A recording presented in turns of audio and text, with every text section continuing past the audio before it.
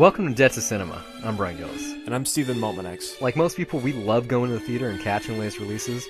However, sadly, put a big dent in your wallet. Fortunately, living in the digital age makes the viewing possibilities endless from the comforts of home. Many of these films that you can see right from your couch, we're ashamed to say we miss, despite labeling ourselves cinephiles. So join us as one or both of us cross off a title from our list of shame. It can be an all-time essential classic, or an underrated piece of cinema that's worth giving a shot. Hell, it might just be some trashy film we want the other's opinion on. So sit tight and join us as we pay off our debts, $1 at a time.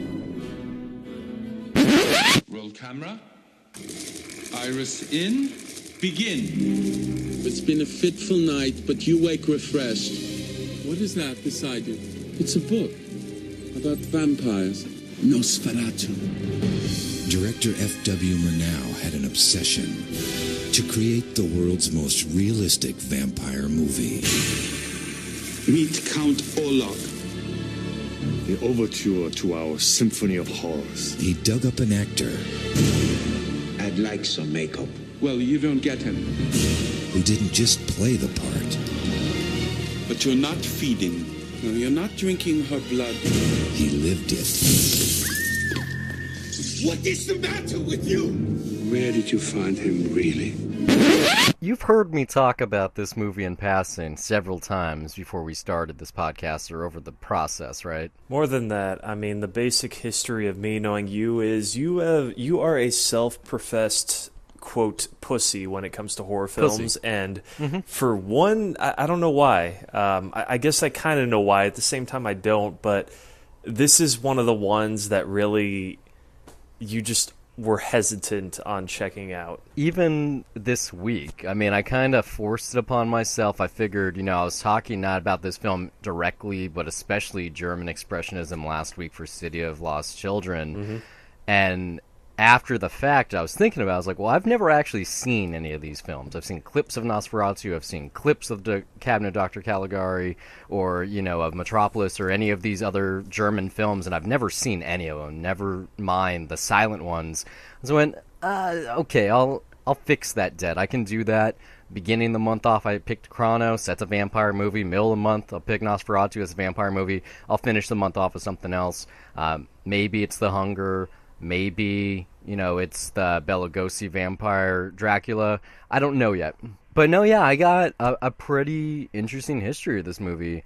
It begins with, yes, me being a pussy. I've talked about this many times on this show or just the podcast or on the internet in general. It comes to horror films, which I think a lot of people find peculiar given that I have scared people for a living. I've done it several times. I've done it at Universal Studios for their Halloween Horror Nights. I've done it at the Queen Mary for their Dark Harbor. I have a history. I'm a paid scare actor, and I'm good at it. I've gotten accolades every time I've ever done it, all 3 seasons that I participated. And that's fun, it's great to get a laugh, a scare, a startle out of someone. I just don't like being on the receiving end of things, and yet I love things that fall under the horror subgenre or genre itself, like gore and splatter and body mutilation. I like Cronenberg and body horror. There are certain horror tropes and things that I'm a big fan of. I love The Evil Dead, as I think anyone with a podcast does, or at least a movie podcast. But yeah, you don't like Evil Dead 2 for whatever reason, though. I prefer Evil Dead. My order is Evil Dead, Army of Darkness, then Evil Dead 2, okay? And I'd put, like, the first season of Ash versus Evil Dead, like, there's on par preferences, with Evil Dead 2. It's just the way that you talk about it, even though I don't think you think it's a bad film, but you make it just sound like you don't like Evil Dead 2 at all. I don't like it. No, I don't like how they throw away the whole first movie to make Evil Dead 2. But this isn't about that. This isn't about Sam Raimi. This is not about that kind of thing. It's not about Deadites or zombies. This is about vampires, or more particularly Nosferatu, because vampire is a bad word, and so is Dracula. Can I just say one thing, by the way? And this is where it's going to get very weird as far as terminology, because I might be referring to Dracula characters just because Same. I've seen this movie before. I've seen it many times, but the viewing that I am the Jonathan freshest Harker on, and it's Mina Harker, and it's Count Dracula. Yeah, if you watch this on Amazon Prime Transylvania. at current standing, then yeah, the title cards, they have all the Dracula character names on there, and there's so many different versions of this, and there's so many different scored versions. I mean, the images are basically the same. The way that they're edited, for the most part, is the same. But when I was watching this, the characters were Jonathan Harker, they were Dracula. You know, it wasn't Count Orlok, which was really messing with me because, I mean, you know, Max Schreck is just not Dracula. You know, it's an iconic design, but it would say Nosferatu. and yeah, this is Dracula, and I was just like, what the fuck? No, I know this is a Dracula ripoff, like unabashedly. I wouldn't say it's a rip-off. It's a straightforward adaptation. You know, they took this book by Bram Stoker, they took this mythology,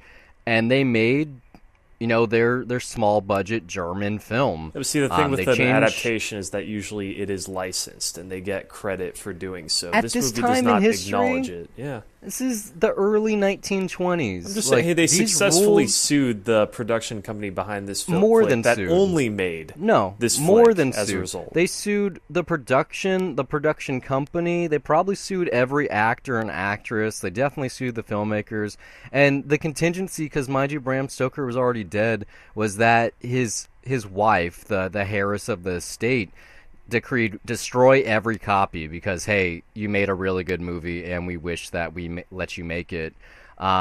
Because this reinvented, in the ways that Dracula kind of created the vampire lore that we know, this reinvented certain of like staples of that mythology and turned them into things that we know. For instance, the actual Count Dracula can walk in sunlight. It doesn't fucking hurt him. It's like he's in a Twilight movie. He sparkles. Watch the Francis Ford Coppola version. He fucking literally sparkles in the sunlight. Here, sunlight kills the motherfucker, okay? Like, there are certain things here, like crosses and crucifixes on the doors. The way that this, Orlok coming to this town is basically kind of turned into a plague. I know the sunlight bit's part of Coppola, but I mean, just is that part of the book? I really can't say, because I know 100%. people have called bullshit on the Coppola flick for that. No, 100%. Coppola's Dracula is it's titled Bram Stoker's Dracula. It's even more of an adaptation than the original Universal monsters are.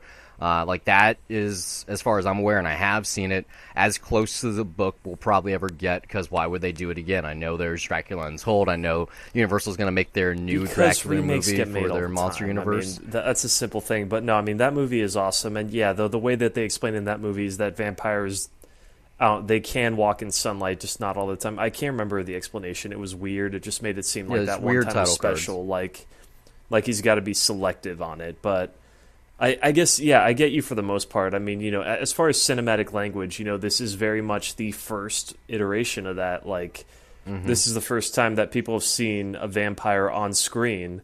And for some people, this was the first time they saw anything on screen ever. Imagine how fucking scary that is. It's still scary. That's why, you know, it took me so long to watch it. I wish that I had just seen it as a kid, because in 2005, you know, when I'm really fully getting some movies, just started high school, like I am a teenager already, just watching everything and anything I can in my drama class, the class that I talked about during the West Side Story episode. Another Brian Mackay, he had Nosferatu just happenstance on him. I think he lent someone, or was gonna lend it to someone. I was like, oh, I want to see that. Like, that's one of those movies I know everyone has to watch.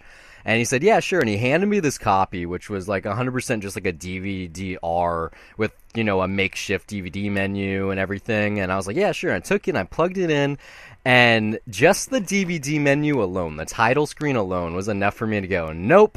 And I took it on my fucking PS2 and I went, some other time. I'll watch it some other time. And 12 years later, I gave it another go. But goddamn, did this movie not age well? The Count Orlok stuff. Wow, no. The Count Orlok stuff is amazing. Is incredible. Yes, the Count Orlok incredible. stuff is amazing.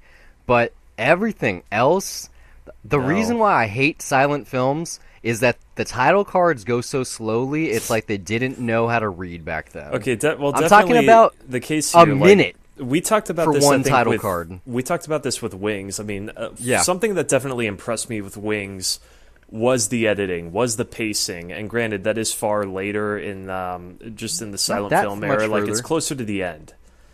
at that point. It's past the end. They were already making talkies. I mean, and then also there's the fact that this is a German flick. Like, there's things here where, yeah, it's the title cards do kind of go slow, but I mean, I don't take much issue with the pacing of the image. Like, it plays out really well for me. It's still pretty fast for an 80-minute flick, and I mean, it's also just about the mood and the atmosphere, and every version that I've seen with the score, they at least, you know, they can keep up with it. But this is like part of the power of filmmaking, and just with this like flick in general, is just the images here.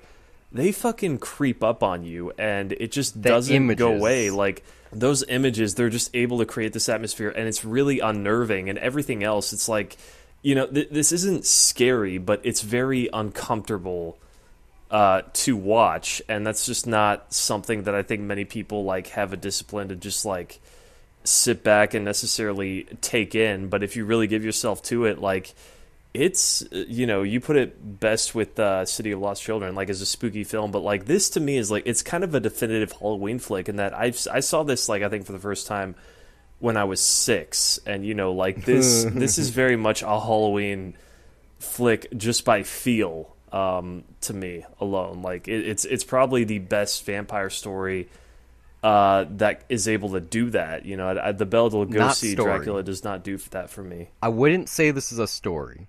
Like, this is Dracula, you know, we've all seen it, or we know it, even if we haven't read it or watched an official adaptation. There's this guy, Jonathan Harker, or whatever Hutter, you know, works for a real estate agent. Some guy out in the middle of Transylvania has a fucking castle, turns out to be this vampire. Okay, he sees a picture of Mina Harker, or Hutter's wife, Ellen, and goes, oh, she has a beautiful neck, I want to suck on her titties. I'm going to buy a house next door to you just so I can fuck her, suck her, whatever. Well, you know, it's also a thing, too, with, I don't know if this is literally me projecting it, just because we see silent films differently now, obviously, within context from how they did 100 years ago. 95 years for this, by the way. Holy shit. Yeah. But, I mean, yeah, I couldn't help but laugh at a lot of this stuff just because of how painfully on the nose it was. Like, you know, especially when Harker's reading the Nosferatu book, and he's just like throwing it on the ground so many times, like, oh, this is bullshit, it's not, this doesn't mean anything, while everyone else is giving him the warning. It's just, you can't help but kind of laugh at that stuff a little bit, even though you know it's obviously just going down a bad road, especially because you know this story and you kind of know the plot for it. But I mean, yeah, you know, just as far as enjoyment, it's like there's still entertainment value in there for what it's worth. Yeah, I didn't think the acting was bad. I didn't think it was over the top. I was prepared for like histrionic. Well, that is the nature where that is the nature of silent jumping cinema, for though. Joy and being very vocal and moving their hands around. And for the most part, this isn't that. Like, it's not by the numbers. Like, the acting across the board, obviously for Max Schreck, but then, you know, this Harker character, Mina, the quote-unquote Van Helsing, who's not actually here, but just some kind of doctor. Yeah, like, all these people, maybe it's because it's a German production, maybe it's because, you know, it's F.W. Murnau, I don't know what, but really impressive. Like, I don't think I'm going to go out and watch Sunrise anytime soon. It's another one of those debts that I got to pay off eventually. Maybe next year for the Oscars, you know, we mentioned that briefly. I think it's more a symptom of silent cinema, especially with performances. Yes. Just like that's the thing, is like I said this before, is that you know, one of the best benefits with sound is just with silent you can't be subtle. Like, your themes have to be blatantly obvious and on the surface. You have to communicate everything through an image. You cannot have any obvious subtlety, really. Like, unless it's a close up and, you know, like maybe there's something in the eyes, but yeah, for the most part, it's just, it has to be very much on the nose and on the surface. And, you know, for a genre piece like this, that's mainly just based on mood and atmosphere, it totally works. Like, this isn't just a genre piece, though. Like, this is the genre piece. This is kind of the defining moment for not just horror, but genre in cinema. Like, before this, like, oh, yeah, maybe there's the Great Train Robbery, or there's, like, Edison's Black Dahlia experiments, or there's what the Lumiere brothers are doing. But for the most part, unless you're counting, like, really cool things like George Méliès, like, doing, like, a Journey to the Moon, where, you know, it's very short, and yes, that, you know, is genre too, that's science fiction, But it's more of kind of he's a magician. He's trying to show you how many tricks he can do with a camera. That's why it's something like 9, 10 minutes, 15 minutes long. It's not really a movie. It's kind of a demonstration of his cinematic prowess. But you can watch those and still to this day just be like, how did he do that? You know, there's still... Oh, for sure. Yeah, but it might it's turn less off people about... now when they'll just be like, oh, it's old-fashioned. But no, there's still plenty of tricks in there where you do not necessarily understand Big the time. illusion. Yeah, no, without a doubt. Same goes for Wings. But at the same time, like I said, it's not really a movie. You don't care about these characters. You don't care about the journey. You care about, oh my god, that is amazing. Look how good that looks. Look at that moon that got the rock in his eye, and it looks like he has a cum shot dripping down his face. You know, that's the stuff you care about in that. You don't care about the movie, whereas this is a fucking movie, you know? It has a true runtime, 80 to 90 minutes. There's actors here. There's supporting actors. There's makeup and sets, and it's shot on location. There's great scenery. Like, we'll talk about Orlok and Max Schreck in a minute, but some of the stuff that worked best for me that made it a worthy watch, because I already knew those things. I've already seen the images of this Dracula, this Nosferatu. It's this quote-unquote documentary footage. The opening, you have a cat. You know, you see many rats across this film. I knew that was going to work for you.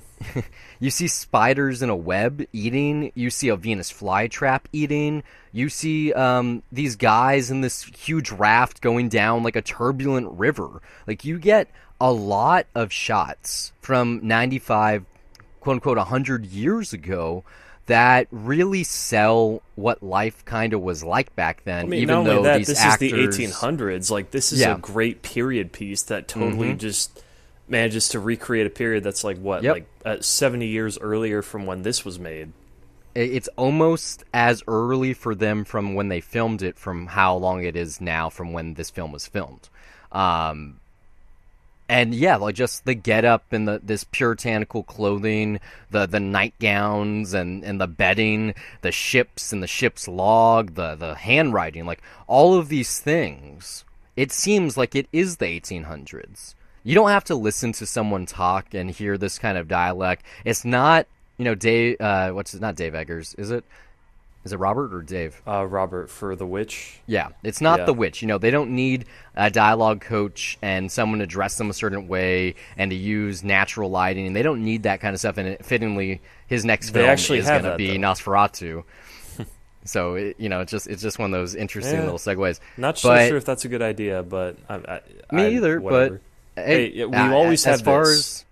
As far as I know, Werner Herzog's Nosferatu is really good also. So yeah, as a Herzog flick, I hear it's just as existential as his other stuff. So maybe that might be interesting. I don't think that's going to be a Halloween pick, ever. I'm not picking it, but I'm just saying that's supposed to be a good production. After The Witch, which I saw this Halloween, I'm sure that his version's going to be equally... Like, I'm kind of terrified just thinking about what he would do with this kind of imagery in the way that he's already done the Salem witch trials. But hey, we'll see. I'm sure he'll use the plague heavily like in this film. But I really like this documentary, this quote-unquote documentary footage, these live like scapes, and how they actually work from like a narrative standpoint in terms of, they use the plague very heavily here, and you see images of rats, and that explains why they think it's a plague instead of like a vampire going on a killing spree.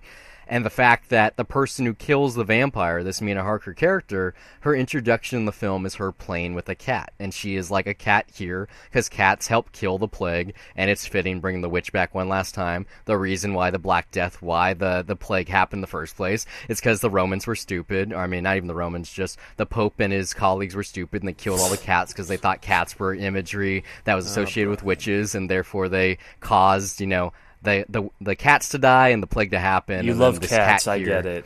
It's beyond me just loving cats. It's not about a cat literally sleeping on my shoulders right now. It probably and is. Not too. about him like being 10% not of even it.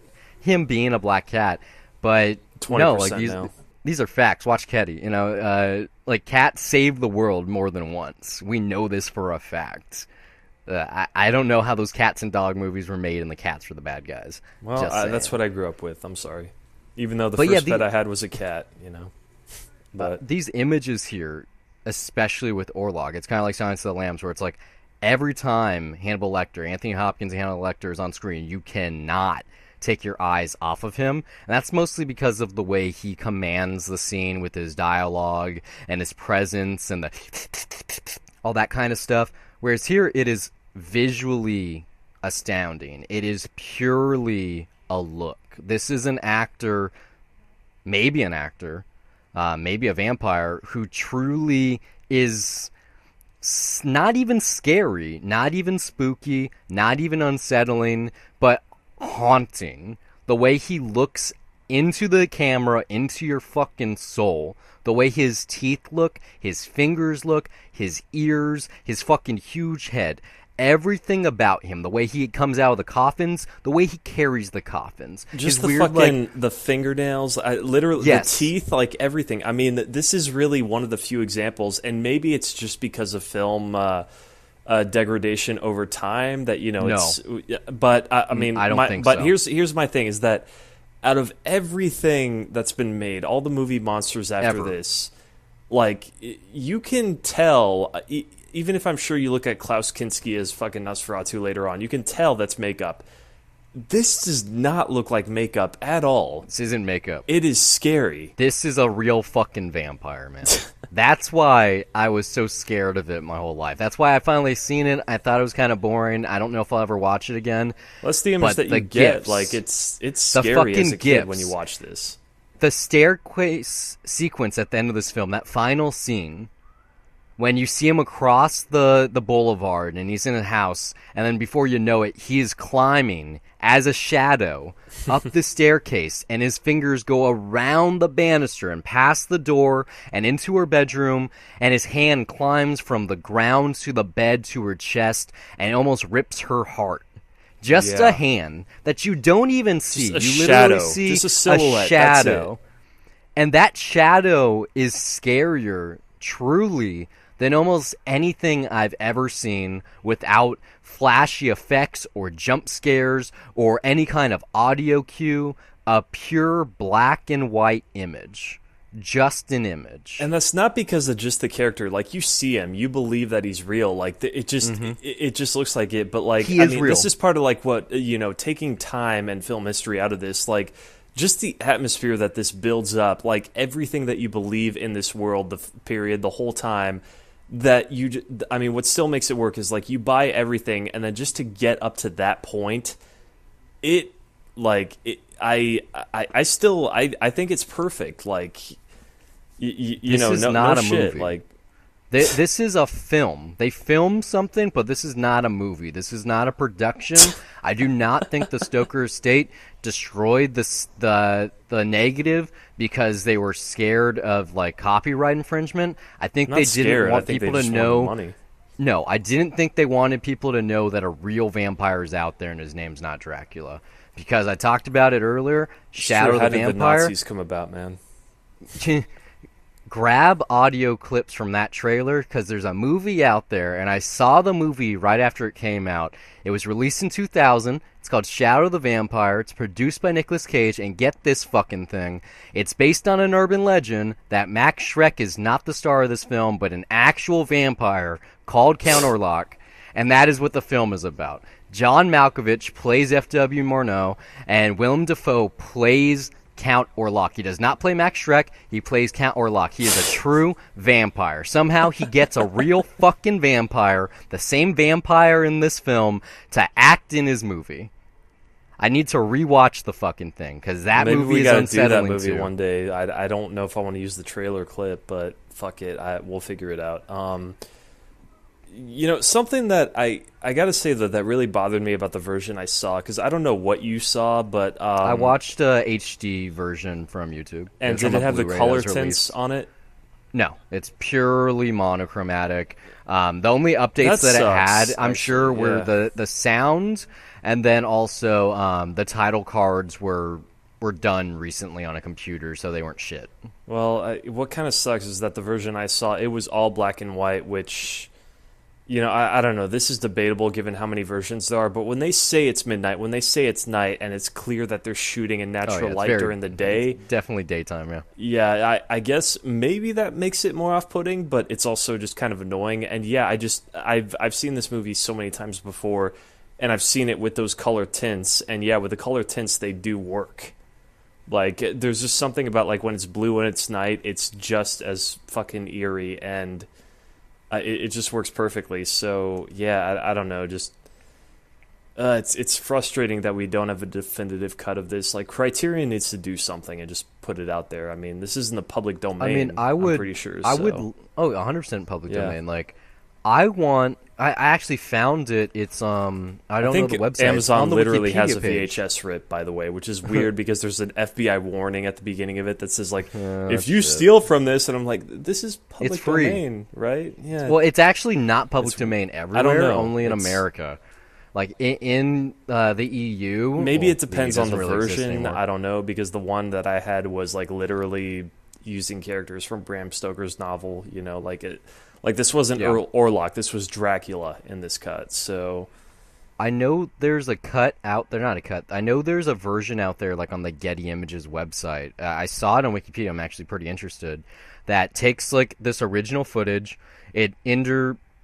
It layers on audio, so it has like a more professional score, as audio cues like doors opening and like fingernails and whatever, and then it also has some voices. So it's still a quote unquote silent film because there's not actual dialogue, but at the same time, you know, it brings in this audio that transports it to a more, you know, contemporary viewing point, I guess you could say. So that might be an interesting version to rewatch. Like I said, the link is on the Wikipedia page, or the wiki, mind you, for this film. But no, I don't think this movie is necessarily, by today's like, for the average consumer. Don't do that. I don't know if it's necessary for watching, but if you cut every single Orlok moment, like, because it's not a lot of it. I'd say like it's maybe 20 minutes. It's probably closer to 14. I think according to trivia, it's only 9 minutes. Yeah. So if you take just that, and then like I said, if you take the quote unquote werewolf from the beginning, the hyena, you take all of the animals that are here, you take the water stuff, you take not the boat because that sucks, but it's like a shot here or there of someone clothing or disrobing, of you know, like this or that, but like all of the henchman thing, not even henchman, but what the fuck is his name? The guy. The real estate in my guy. version, it's Knock. Yeah, the real estate guy. All that side plot, throw that out the window. It's worthless. It's like 20 minutes that you can discard. You can seriously. It's funny though. I mean, when he's first, it's like, not bad. Oh, hey, we're gonna give this guy a house. It's a good opportunity for you. He can have the house right across from you. Yeah. Yes, you might sweat, and you might even bleed. He will, but it'll be worth it. Yeah, but that's watching. So good. Watching Harker fall out the window, you know, all these little shots that are kind of whimsical and sell the story, people don't need the story anymore. The story is so infused, not just in pop culture itself, but just culture, that everyone on the planet is aware of vampires, and not just vampires, but also Dracula. You know, like, he is the vampire of them all. He's the king of the vampires. That this film, maybe at the time of its release, because, you know, it was within 30 years of the book's, you know, publication, that people weren't fully aware of Bram Stoker's work or Dracula itself. But now, like, maybe, yeah, Nosferatu shows up, or Count Orlok shows up in a SpongeBob SquarePants episode, or, you know, you'll get an image here or there, or it's something that you might have nightmares of. Like, maybe you're watching a movie and you see it in the background, and it's very vital. Is 100% like the Orlok material, those 9 or 14 or 15 or 20 minutes. I'd buy that with every dollar I have. It is the most just unsettling imagery I've ever seen, both before I saw it and then once again when I saw it now. None of it is stale. All of it feels and makes you feel a way that I highly doubt any other film can make you feel, just because it is truly, if you are 100% deaf, you are still going to be startled by this film. And that's masterful filmmaking. That's why certain silent era filmmakers were much better directors and more auteurs than anyone out now. Not just because they did it basically literally alone, because there wasn't really a script, and the editor, actually did everything in front of the director. There's one cut, there weren't trailers. Like, so many different reasons that F.W. Murnau is, one of the best filmmakers, especially from Germany, especially of the silent era. Like, it sucks that he got in a car crash by Santa Barbara on the Pacific Coast Highway, and his career ended before he could even really do a talkie. That sucks. Like, who knows what he would have done? I'm sure that he would be in that category with people like Fritz Lang or like Herzog or Fassbinder. Well, he already is there. I mean, but he would truly be there. It wouldn't. A lot of be people this believe Sunrise. This is the best German film ever made, and I mean, Including this is Herzog. one of the truest examples of just the true power of the visual image. That the score that was written for this is kind of lost, and there's so many versions all over the place, but people don't remember that shit. They just remember the look of this movie and the images themselves. Like, that's really, that is a legacy just based on a frame. Like, literally, as much as we love to give credit to other stuff, there are other variables that we are able to bring into it that we may not necessarily address right away, but it's one of those things that recall back. Here, it's literally just an image, and then a bunch of frames that follow in succession. There's don't remember reasons. all the fucking scores I've heard for this. I just remember the images. There's I a could watch it reason- without any fucking music if I wanted. It would still be haunting. There's a reason why certain films are certain people's favorite films. There's a reason why we buy or don't buy certain movies on this podcast. There is no way, no reason at all that anyone would not be somewhat intimidated by this imagery of Count Orlok.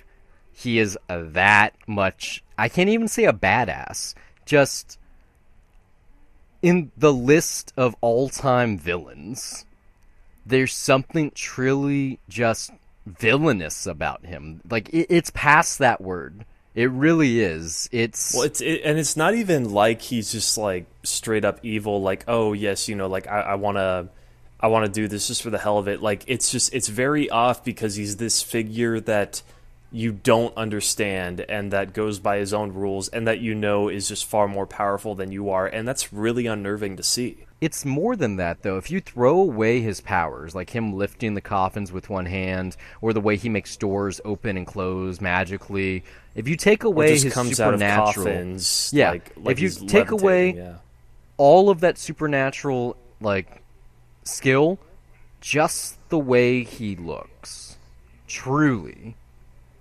Like, the first time you see him... It's unnerving. It's unknown the to bullshit us. It doesn't seem first natural. time you see him, when he pretends to be like his whatchamacallit, his buggy driver, right? When he tells Harker, like, oh yeah, all the servants are asleep, you took too long, it's almost midnight.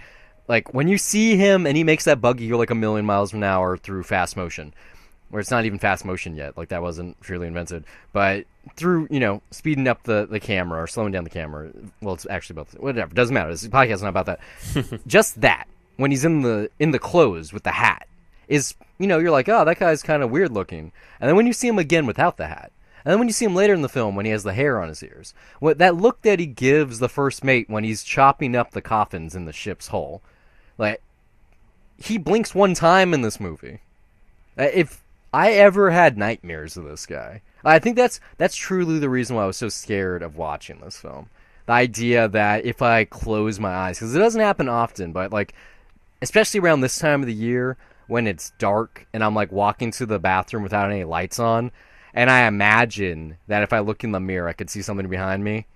This fucker, this vampire, this Orlok dude is one of the reasons why I don't want to watch these kinds of movies. Because it's that image. You could see that image in reality. That guy could be standing behind you. So I don't care about the vampires in Blade or fucking Kronos, or pick your poison. Name Bela any Lugosi. movie. Buffy, especially not Bela Lugosi. He's not even terrifying. He's charming. Pick your movie. It doesn't matter what movie it is. I don't care how scary your quote-unquote vampire looks. It is not as terrifying as this. I don't know if it's because of the power of a black and white image or because this is Germany post-World War I. I have no clue why, but I know that it's there. There's a power in this image. I don't know if it's because he's a real vampire or F.W. Murnau sold his soul to the devil. I don't know what it is, but I know that if I had seen this when it came out, I would never want to see a movie again. If I was a religious person, I would tell the Pope to like boycott this film. If I was in the Stoker family, I'd tell them to burn the print. I would never want to return to the cinema house. I would not want to ever give my money to anything else but like religious doctrine, and I would probably pray every night if this was the first movie I ever saw, and especially if I'd never even heard of a vampire before. This is the part where you say buy it, right? Yep, I gotta buy it just because of Orlok, just because of Max Schreck. The other stuff is good too. The cat is good, and the water and the spiders, and certain things are good. You know, it's not my cup of tea. It's too long for what it is. It's too silent for how much is going on. But if it's fucking October, heaven forbid if it's Halloween, I really wish there was a cemetery screening the other day with a live score in Long Beach that I kind of wanted to go to, but I didn't feel like paying money for something that I can watch legally for free. But if you're listening to this in October and you've never seen it, especially if you love vampires, there's truly no reason why you're not watching this. It's free on Netflix, Amazon, and YouTube. It's in the public domain. It's a right as an American to be able to watch this since the copyright lapsed. There is absolutely no reason. If you're a horror aficionado, if you're nocturnal, if you like staying up at night, if you like the way blood tastes, you owe it to yourself to watch this. If you like movies, you owe it to the history of the medium to at least check it out. And if you don't want to watch the movie, like I said, because, hey, the whole film isn't that great, at least hunt down a montage of this motherfucker. Because he truly is a motherfucker. He probably fucked your mom, and that's why you're an asshole, and you don't give us more likes and subscribes. That's extreme. I'm sorry. That's all Brian. That's all Brian. I'm not saying that, guys. Just making that clear. But look, we're self-professed cinephiles. Hell, we're fucking film grads. I mean, I'd be fucking nuts to not buy this for $1, but I'm not doing it just for the sake of film history. Like, I genuinely think this thing is incredible, and I enjoyed watching it. Like, when you mention a modern audience, like, you know, yeah, it's true. There are going to be people that are like, oh, that thing's old, and, you know, I'm just not into that. I don't want to watch that. I find it fucking boring. And if you're one of those people, that's fine. Just you know, back away and don't fucking ruin it for the rest of us. But there's a lot of people that I think, even when you're watching this, for a movie that's 95 years old at the time that we're recording this, and 95 minutes. Yeah, you can watch this in context, you know, like any classic. I think it's important to approach it in context. You know, there's more at stake than just your own personal enjoyment. It's just, you know, you look at something as a historical document, and just as that, I think, in a way that, you know, there are those moments that transcend that, where when you're not looking at it as like, oh, this is a silent film, there are these moments that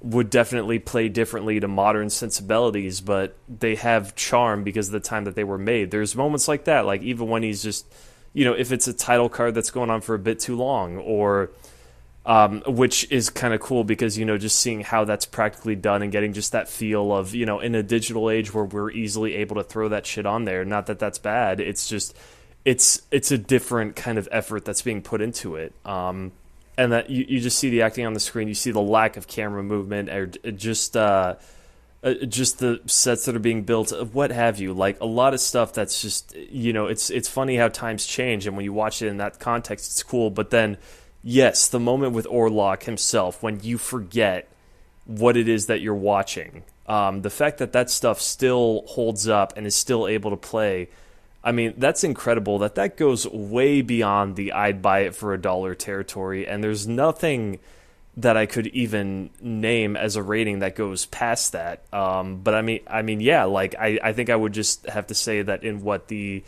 this is 106, 107 episodes that we've done. Mm-hmm. This is like easily, even though I'd seen it before, you know, this is easily probably the best just piece of celluloid or just film in general that we have ever reviewed on this podcast. First episode. Well, maybe for you, but yeah, no, this is the one for me. Like, not my favorite. You know, I have other favorites on here. I've reviewed some of my favorite flicks of all time, but yeah, like, you know, this thing is just incredible, and every time I do rewatch it, I do get that sense of like, wow, you know, this just, it sucks. Like, I still think we can try topping this because it sucks, you know, to have that mentality of like, oh, once something is done, we can never transcend that, especially this early in the game of filmmaking. You know, we still have to try to reach that, but holy shit, you know, just this fucking thing, man. The original Evil Dead gets close to this level of dread. No, it does. No, not at all. It doesn't not catch even close. it, but it gets No. close. And the reason it gets close, I think Drag Me is to Hell because got closer. whereas this is, you know, like 10 or 15 minutes of unsettling image, and the rest of it's kind of filler, especially by modern audiences, sensibilities. And it's not because of the way it looks, it's not because it's not in color, it's mostly because it's silent. 90 minutes is a long time to sit without talking. Well, you know, I or will to say, hear like, talking. it's not so much that the other stuff feels like filler, because we haven't even mentioned the Plague, and I think there's actually quite I a did bit of mention the Plague. substance. I like the Plague. The Plague is really good. Like I said, well, there's the first also a image lot you of see the substance movie- there for Nina, or whatever the fuck Yeah. the actual name is supposed to be, because of the Ellen. version I watched. But yeah, Helen. Well, Ellen. It's a German name, so I'm not sure what it would actually be. But But Ellen I mean, and there my copy. there is that one shot where, you know, you know that she's read the book and she's looking out the she's window gonna and sacrifice herself. Yeah. she's seeing She the sees them coffins here, across and them. there is a lot of emotional complexity there, and to get that in just an image, you know, like as much as I harped on subtlety and silent films being kind of hampered by how much they can go into, there's like not really any overacting there where it's painfully obvious. It's just, you know, you see a bunch of images collided and you understand exactly what it is that she's feeling, and you know what she's going to do, and that is probably the most masterful touch in this whole thing for I me. just like You know, the Plague it's stuff. not just like, you know, the images that creep you out. It's just that, and that stuff's the incredible. Plague idea here is probably the best thing that they introduced to the Dracula story. Because I know that's not present. You know, it's just like this rich, foreign, creepy dude that lives off of blood and can turn into bats, and, you know, all the other magic tricks that he has as a superhuman, like, bad guy. Not even bad guy, but, you know, tortured soul, whatever you want to use. But yeah, there's a plague here. You know, it came from Count Orlok's castle. It went through that village. It went to the ship. It killed everyone on the ship. Now it's in the town. Now it's killing everyone in the town. And it's like, you can look at it from, like, on paper as this plague that everyone else was, because they were too afraid to embrace or even to recognize, and especially to adhere and, like, understand, like, oh no, this is a being. This is an actual villainous, vile creature that is ripping life from people to continue living. And it's like, oh, we'll just sweep it under the rug. It's just this plague. And yeah, this wife knows it. You know, the person with the cat, the person that knows, oh, if you do it before the call of the first cock or whatever, that, you know, you can defeat him with the sunlight. Like, she kills herself to kill him, or is assumed that he dies. And just the way that he dies, too. The way that he's there, and then the sun hits him, then he vanishes, and there's smoke rising, or steam, or whatever you want to say, hot, cold ice, I don't know what He's dead. It's probably smoke. Just, he's dead. Just yeah, leave it at that. well, he supposedly he died, you know? Now he's gone. Thanks for listening. We hope it's been a pleasure. If you enjoyed this episode, you can listen to more by checking out the Dollar Reviews show, where we cover theatrical and streaming releases, as well as give our 2 cents on anything we sought out on our own, whether that be TV, music, etc. You can find all of our content at dollarreviews.net. Follow us on Twitter, or like us on Facebook at Dollar Reviews. And we're also on Google Play Music, iTunes, Pocket Cast, TuneIn, Stitcher, SoundCloud, YouTube, just about anywhere on the internet, with hours of content available to you for free. But for those of you that feel that the show is worth your dollar, you can send us a donation at patreon.com/dollarreviews. Contributions not only earn our undying love, but they also make it possible for us to improve our recording equipment and to give you the highest quality episodes possible. But more importantly, they'd be helping us acquire the content to review. You know, trips to the multiplex are expensive, and the more donations we receive, the more films we can review for your listening pleasure. If you listen somewhere we're currently not available, and you'd like to contribute some talking points, send a Death to Cinema request, or if you just want to laugh at us, you can do so by reaching out to us on social media, or send an email to brian@dollarreviews.net. Or you can email me as well, steve@dollarreviews.net. You can follow me personally on Twitter at Brian Gillis, that's BRYONGILLIS, and now you know how to spell the email too, and also under the same name on the love you site Letterboxd, which acts as my film diary, where I where I rate films that I'm watching, write the occasional review, and even sometimes compile lists. You can also find me on Twitter at S_MTX, and also follow my film diary at Letterboxd under the same name, where I log everything I watch, and sometimes write brief reviews. That's it for this week. Until next time, keep the change.